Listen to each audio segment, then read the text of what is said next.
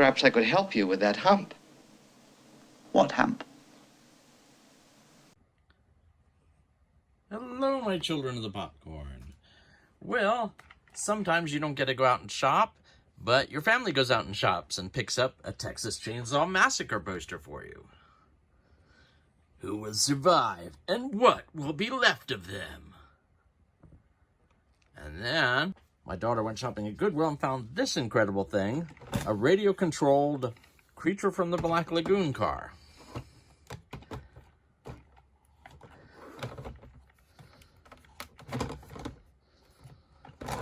Now, there wasn't a remote control, and as you can see, there's a lot of, there's some homemade glue spots. So I'm guessing this is not a commercial thing, that this is something somebody made. But it is nonetheless quite awesome. And I shall have to find a proud spot for it on my shelf.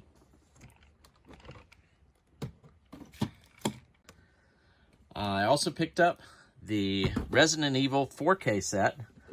All the Resident Evil movies in 4K from Amazon Warehouse. It's currently out of print, but I wouldn't pay too much for it if I were you, because Sony has never let their Resident Evil properties lapse for very long. So I would expect probably by this Christmas either the same set or another set. This one was damaged. The sets are going for about $200 now. This one was, and it was listed as damaged. And the back is broken, and one disc was scratched. It played great. And it was on Amazon Warehouse for $80. And I was perfectly willing to pay that. Very happy with it. Resident Evil in 4K. And Resident Evil Blu-ray. Resident Evil Apocalypse. 4K and Blu-ray.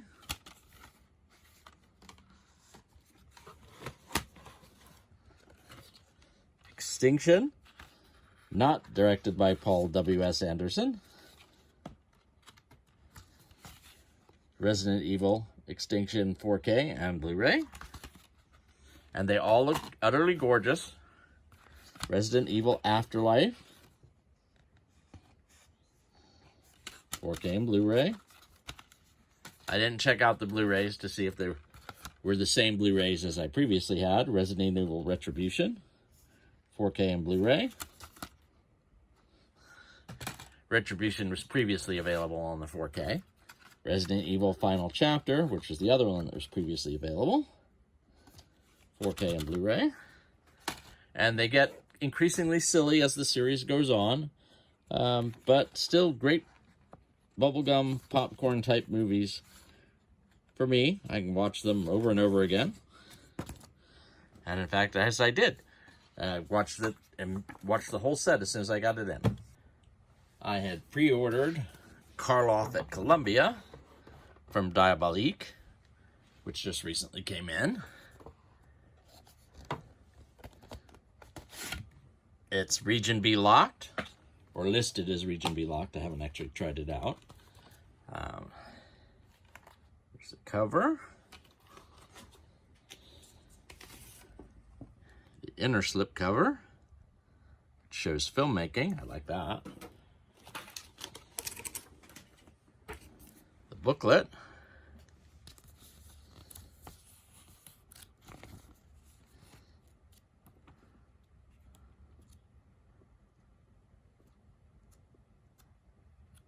A nice little booklet on the 6 films he did for Columbia, which were The Black Room, The Man They Could Not Hang, The Man with 9 Lives, Before I Hang, The Devil Commands, and The Boogeyman Will Get You. And then here are the discs.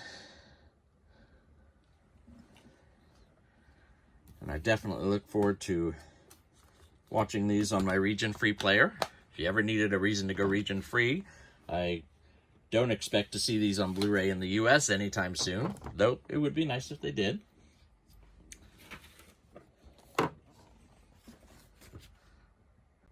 Makes me happy to always place a small order at Hamilton every time they do their monthly update and add in the new Blu-rays and DVDs. This time, this is not from the new ones. This has been on the site for a while. Hound of the Baskervilles with Peter Cushing and Christopher Lee. The Private Life of Sherlock Holmes with Robert Stevens and Colin Blakely, but also Christopher Lee. So Christopher Lee plays Henry Baskerville, and in here, Christopher Lee plays Mycroft Holmes, and in other films, he actually plays Sherlock Holmes.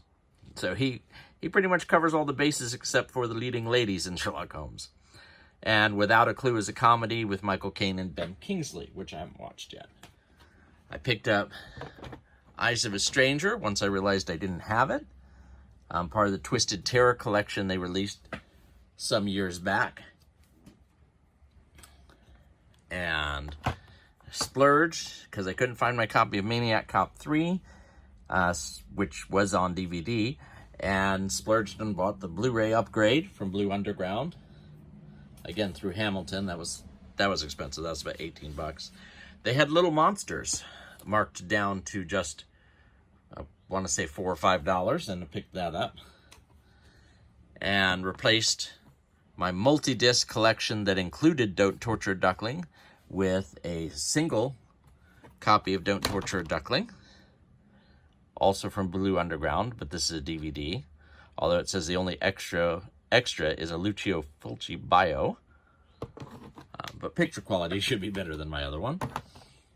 And then the last item from Hamilton was Satan's Mistress, which didn't look like my cup of tea until I saw that it had John Carradine in it. And it was a John Carradine film that I didn't have. And of course, Britt Eklund and Lana Wood are in it. So I look forward to giving that one a shot.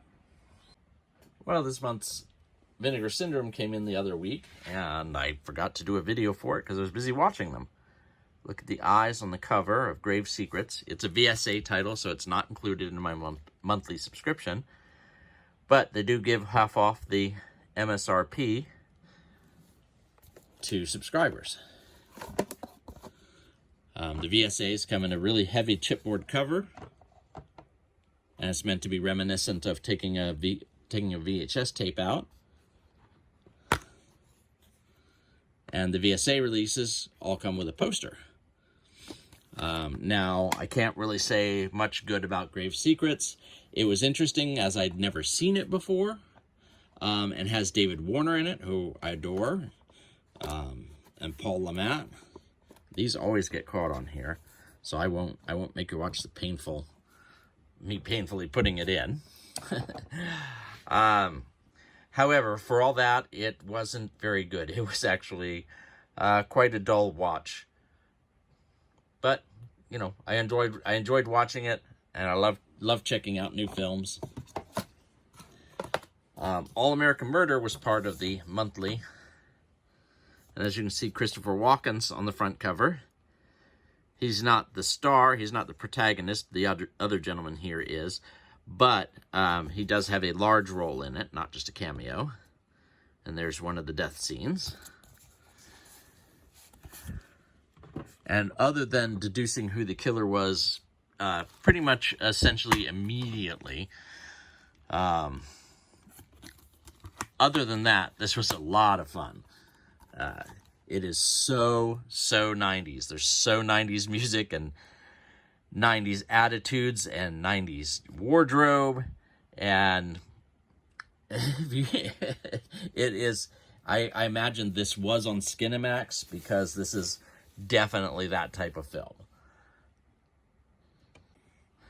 In fact, it says he's about to enter a jungle of sex, sleaze, and murder. He's going to college. But All American Murder was a lot of fun. The Cellar. A Kevin Tenney film that I did not own. He did Night of the Demons. And this one is actually quite a bit of fun. I enjoyed it. I did not watch the extra special features.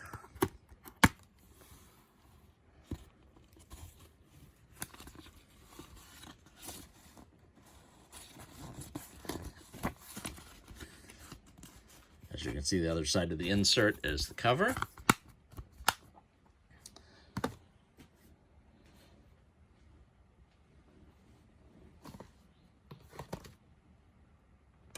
Hello, my children of the popcorn. Well, here is the fabulous new box set from Vinegar Syndrome, Homegrown Horrors Volume 1, which are very low-budget films, created regionally.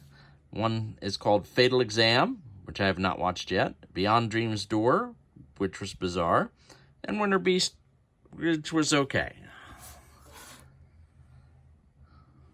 As you can see, the box set is gorgeous.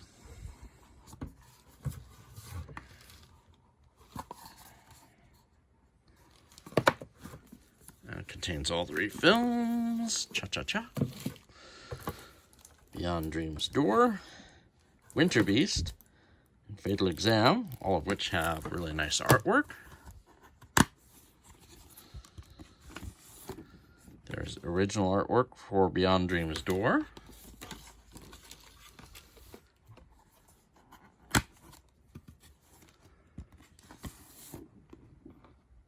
Original artwork for Winter Beast.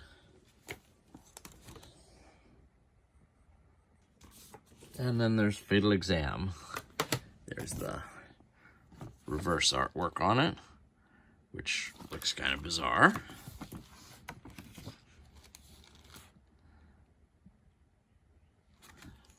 I have not watched Fatal Exam yet. I've heard that it's not particularly good. I mean, these are all low-budget films.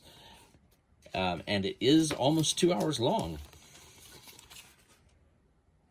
114 minutes, according to this.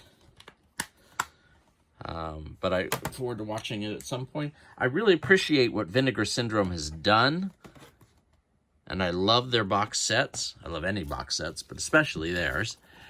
But I did not particularly enjoy Winter Beast or Beyond Dream's Door. They were okay. I doubt I'd ever watch them again.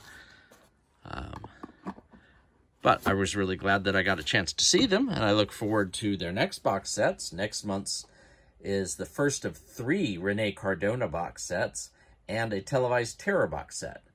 And in a switch for Vinegar Syndrome, the artwork for the televised terrors looks awful online. Maybe it looks better in person. Anyway, also my Wonder Wife got me this Xenomorph flower pin. Whee! Thank you so much.